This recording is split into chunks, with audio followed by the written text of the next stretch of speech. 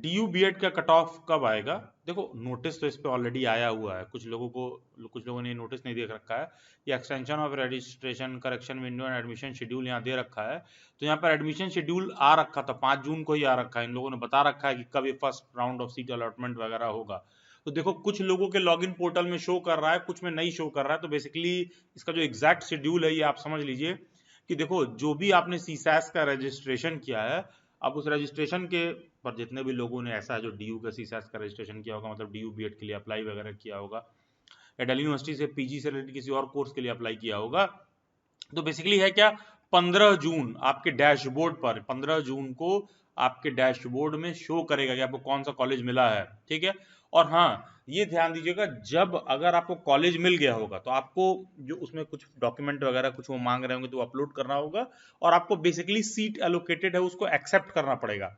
ध्यान दीजिएगा, एक बार जो आपको सीट एलोकेट हुआ है, एक बार आपने उसका फी पे कर दिया ना, जो फी पेमेंट का लास्ट डेट है, ठीक है, जैसे मान लो होगा क्या कि तो लेट से 15 जून को शुरू हुआ, ठीक है, वैसे तो अभी बच्चों के पोर्टल में ओपन नहीं हो रहा है, लेकिन मान लो अभी रात में ओपन होने लगता है, तो जो भी एलोकेटेड सीट वगैरह है वो 4:59 PM शाम को लेट से 5 बजे तक, लेट से 17 जून के अराउंड तक आपने सीट जो भी आपको एलोकेट हुआ है आपने एक्सेप्ट कर लिया। फिर होगा क्या, आप अपना डॉक्यूमेंट वगैरह अपलोड करोगे तो डिपार्टमेंट क्या करेगा, उसको वेरीफाई करेगा।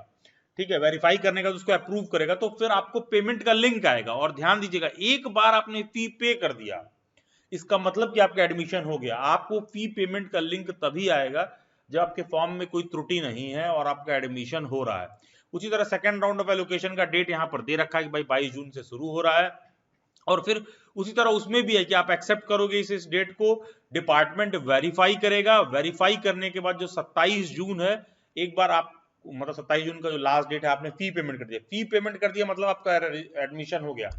तो देखो यहाँ पर ना फर्स्ट राउंड जो है काउंसलिंग का शेड्यूल का अपडेट दे रखा है, सेकंड राउंड काउंसलिंग का अपडेट दे रखा है, लेकिन थर्ड का नहीं दे रखा है। तो बहुत सारे ऐसे बच्चे जिनका थोड़ा मार्क्स वक्त कम आता है तो वो सोचते हैं कि यार थर्ड वाला कट ऑफ आएगा कि नहीं आएगा। देखिए यार, अमूमन ये लोग 2 काउंसलिंग का शेड्यूल दिए हुए हैं, लेकिन मान के चलिए कि थर्ड कट ऑफ भी आता है, ठीक है, थर्ड कट ऑफ भी आएगा। अब बहुत से लोग कहते हैं कि सर पहले के बाद दूसरे में कितना घटेगा।